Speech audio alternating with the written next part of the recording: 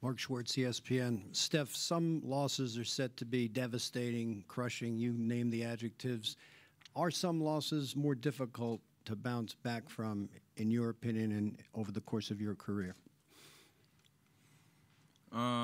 Yeah.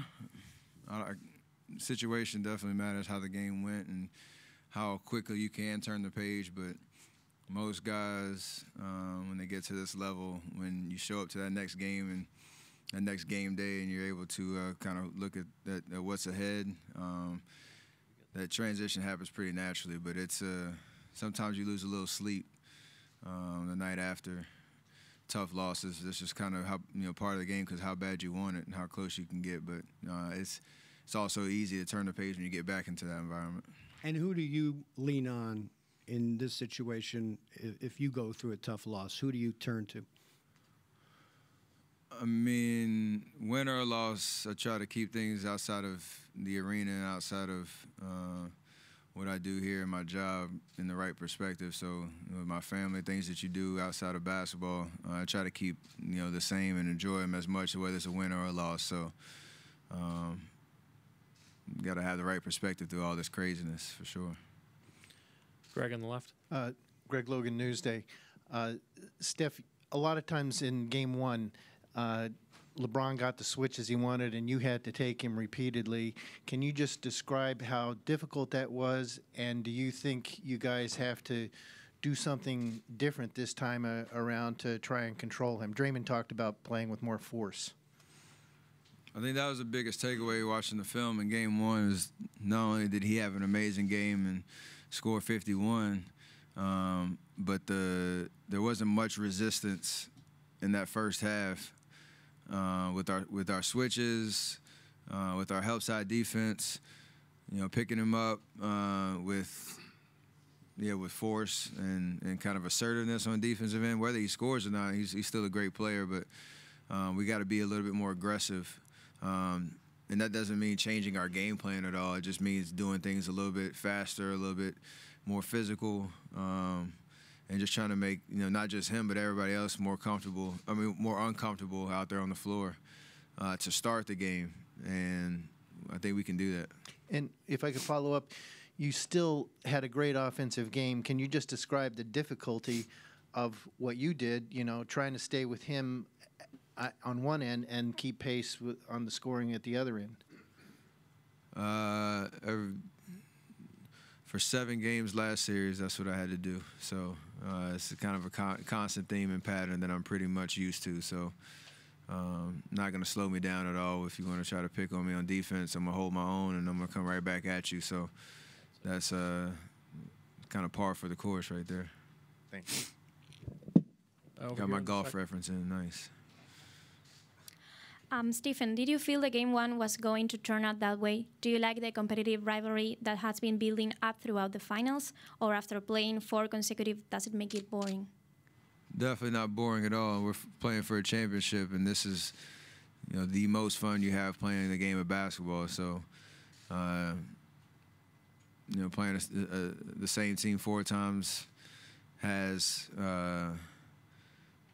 I think there's a lot of consistencies that you can kind of fall back on and experience, but when you get here on the stage, everything is just fresh. It's new. It's exciting, and we're 3 wins away from winning another championship. So it's an amazing feeling, and we want to enjoy every single moment of this for sure.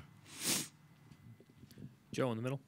Joe Varden, Cleveland.com. Steph, we should ask Steve this, and we didn't. But from your interactions with him, how's Klay today?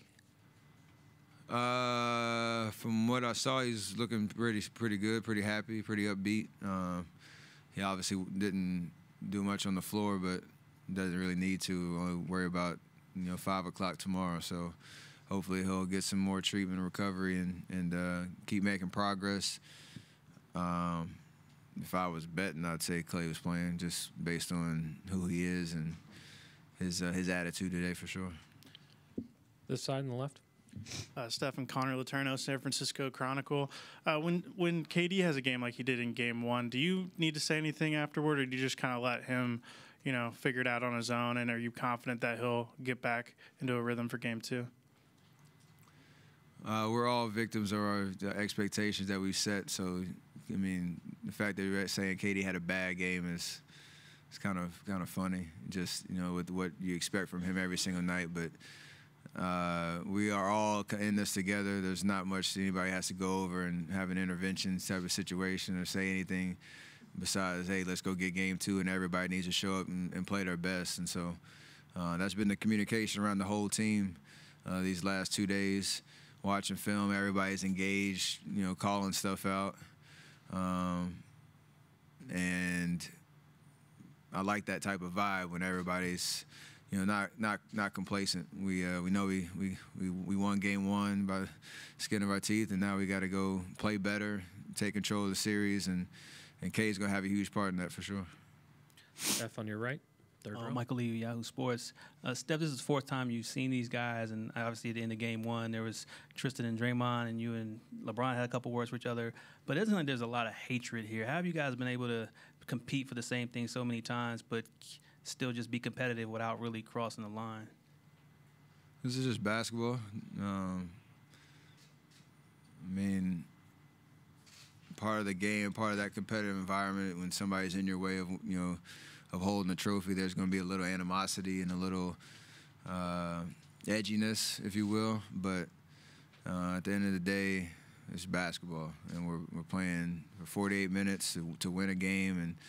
And if you can leave it out there on the floor, not take anything, you know, too personally, we're not holding hands and singing songs as friends. We're enjoying the competitive environment. I think that's the consistent thing between our two teams. And obviously we see each other twice a year during the regular season, and then you know, wait till June, so there's not a lot of face-to-face time throughout the season. Maybe that has something to do with it, but right now it's just about winning a championship, and you don't want to let anything distract us from that on the floor.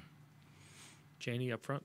Steph, Janie McCauley from Associated Press. You've spoken often about being part of the transformation of this franchise from losing into contending every year, and how hard it is to do it. How much pride do you take in that, and what dynasties do you most appreciate who've done it for, you know, so long and been able to win?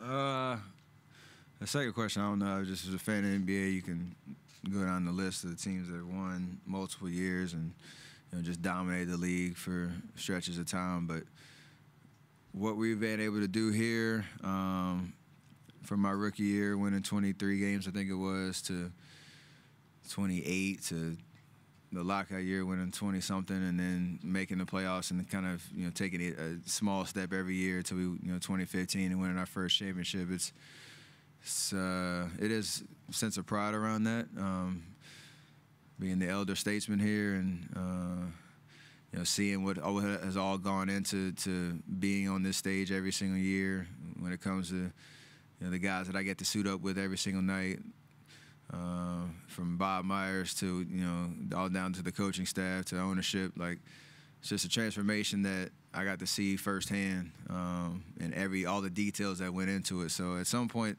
when this is all said and done, I hope to kind of just sit back and really truly appreciate from start to finish all that went into it. But there is an awareness of where we were to where we are, and I appreciate. That's why I think when I get to this stage, it's always like it's brand new because of how hard it was to get here in the first place.